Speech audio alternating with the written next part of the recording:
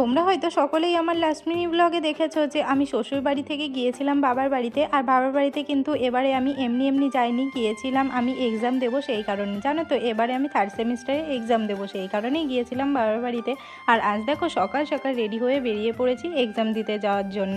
আমাদের এক্সাম শুরু হয়েছে দুদিন আগে থেকে, যেহেতু হোম সেন্টারে এক্সাম হচ্ছিল সেই কারণে আর তোমাদের সঙ্গে কিছু শেয়ার করিনি। আর আজকে যেহেতু আমাদের অন্য কলেজে সিট পড়েছে তাই ভাবলাম চলো তোমাদের সঙ্গেও শেয়ার করি।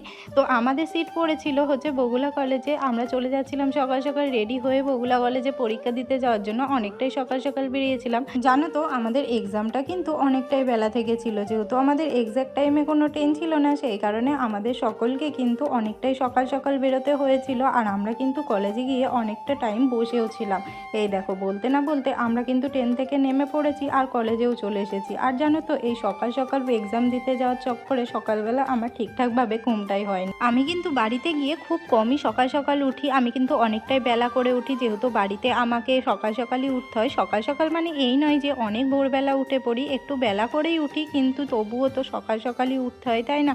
তাই আমি বাড়িতে গিয়ে চেষ্টা করি যেন সকাল সকাল আমাকে না উঠতে হয়। আর এই এক্সাম দেওয়ার চক্করে আমাকে কিন্তু আজ সকাল সকালই উঠে পড়তে হয়েছিল। দেখো, বলতে না বলতে চলে এসেছি কলেজের সামনে। আর কলেজের সামনে এসে দেখি প্রচণ্ড পরিমাণে ভিড়।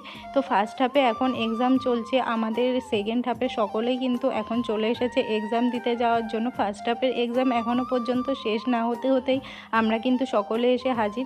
যেহেতু এখন গরম পড়ে গেছে আর বাইরে প্রচণ্ড পরিমাণে রোদ, সেই কারণে ফার্স্ট হাফের এক্সাম শেষ হতে না হতেই আমাদের কিন্তু এক্সাম হলে ঢুকিয়ে দিয়েছে। আমাদের এক্সাম শুরু হতে হতে এখনও তো প্রায় আধ ঘন্টা বাকি।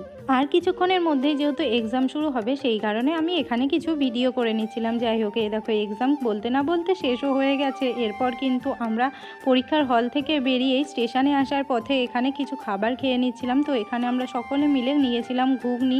যেহেতু আমাদের এক্সাম শেষ হতে হতে ওই 4টে বেজে গিয়েছিল সেই কারণে আমাদের সকলেরই খিদে পেয়ে গিয়েছিল। এই দেখো, ট্রেনের যেহেতু অনেকটাই দেরি আছে সেই কারণে স্টেশনে এসে বসেছিলাম। আর হঠাৎ করেই বাড়ি থেকে ফোন করে আমাকে আমার বোন বলল মায়ের নাকি হঠাৎ করেই জ্বর এসেছে, তাই যাওয়ার পথে মায়ের জন্য এখান থেকে ওষুধ নিয়ে নিলাম।